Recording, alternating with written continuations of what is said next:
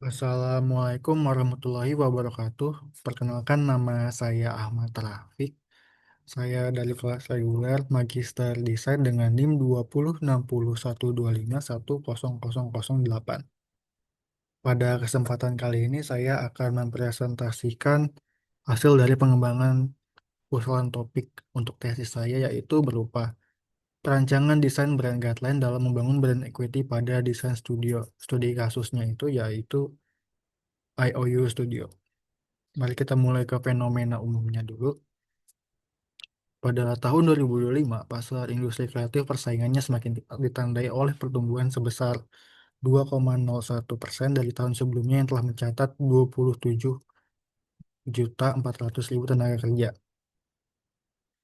Di era di era digital yang di mana industri kreatif mengalami market saturation, visual identity tidak lagi sekedar menjadi sebuah hiasan dari suatu brand, melainkan aset strategis untuk membangun brand equity yang mudah diingat oleh user.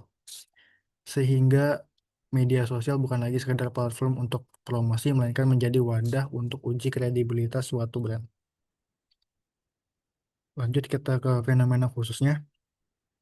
Salah satu produk desain studio yang berskala kecil di Indonesia yaitu IOU Studio yang berasal dari Surabaya masih tidak memiliki standar untuk brand implementation di platform seperti sosial media dan media umum lainnya. Sebagai studio penyedia jasa desain yang belum memiliki identitas visual yang berstandar, penggunaan elemen visual seperti warna, font, dan layout masih bersifat berubah-ubah justru dapat menurunkan nilai kredibilitas profesional di mata kliennya. Selanjutnya, kita ke identifikasi masalah.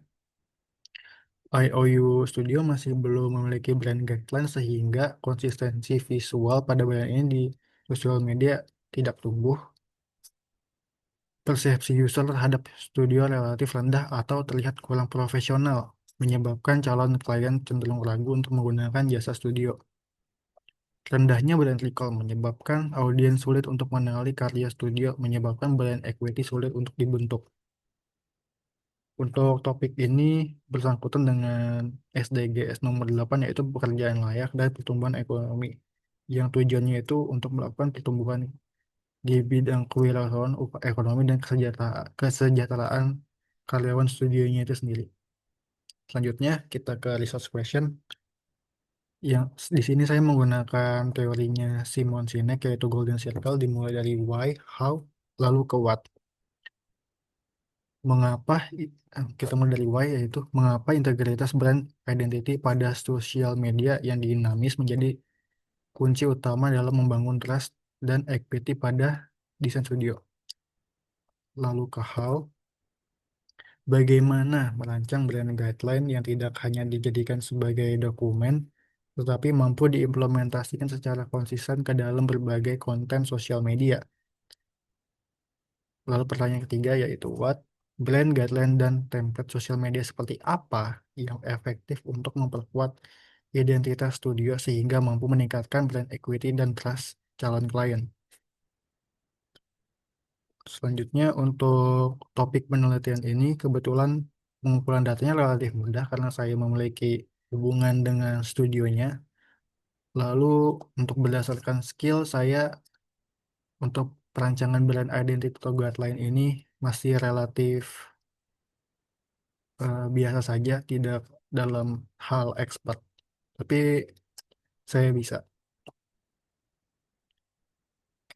Terima kasih. Itu saja sekian dari saya. Assalamualaikum warahmatullahi wabarakatuh.